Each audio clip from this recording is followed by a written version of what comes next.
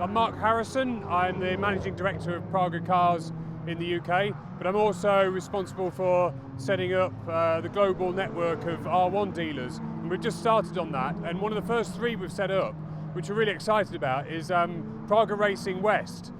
They're based at the Sonoma racetrack, so looking after West Coast North America. I know a little bit about car culture in West Coast North America, but actually Ben Collins, who's with me, knows a hell of a lot more about it. Ben's racing with us in Brit Car, in the Praga class in Brit Car this season. So Ben, you spend a lot of time over in California, mixing with car people. I mean, tell us a bit about the culture out there, and then how you see the R1 dealer working.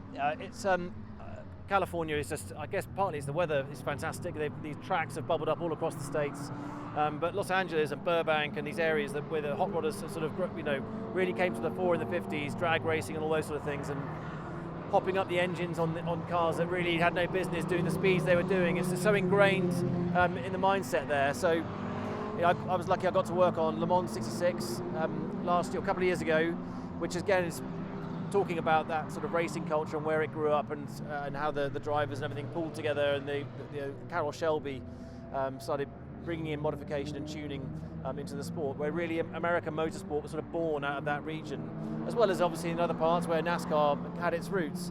But it's still very much there, very strong today. And what I've noticed is there's a real proliferation of tracks. They're still building circuits in America, whereas in Europe a lot of the time they're being shut down because of noise restrictions.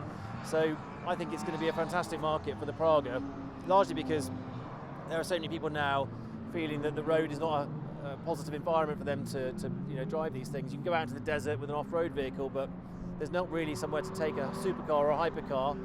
And the R1 is something that is very accessible to people who haven't done much driving. My teammate, Jay Morton, didn't have a racing license before a year ago, and now he's hammering this thing around tracks like Brands Hatch, a former Grand Prix track. So for those people that want to take their passion to the track, I think this is going to be a really great opportunity.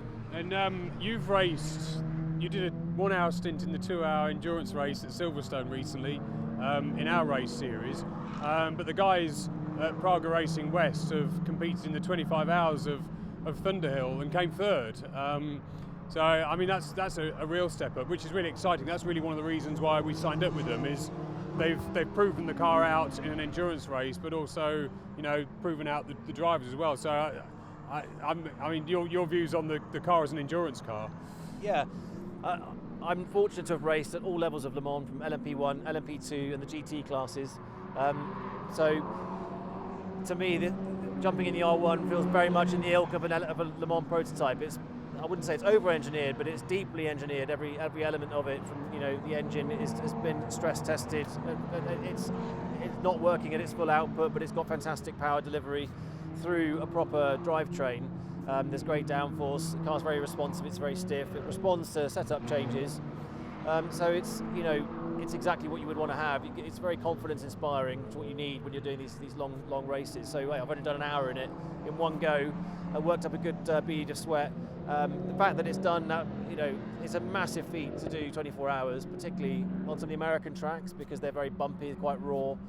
So I think it's really proving its worth. Yeah, great. Well, the guys over there have invited us over to take part in the 25 hours. So I know you've got a lot of connections out there. I think Charlie Martin, who's racing with us, also got a sponsor in California as well. So it's at the end of the year, so we've got plenty of time to plan that. So I think we should have that on the agenda. I'm ready. Send me over there. Great. Well, good luck to the guys at Praga Racing West, and I hope you have a good rest of the season. Hopefully we'll see you out there in November. See you in the sunshine, guys. Good luck.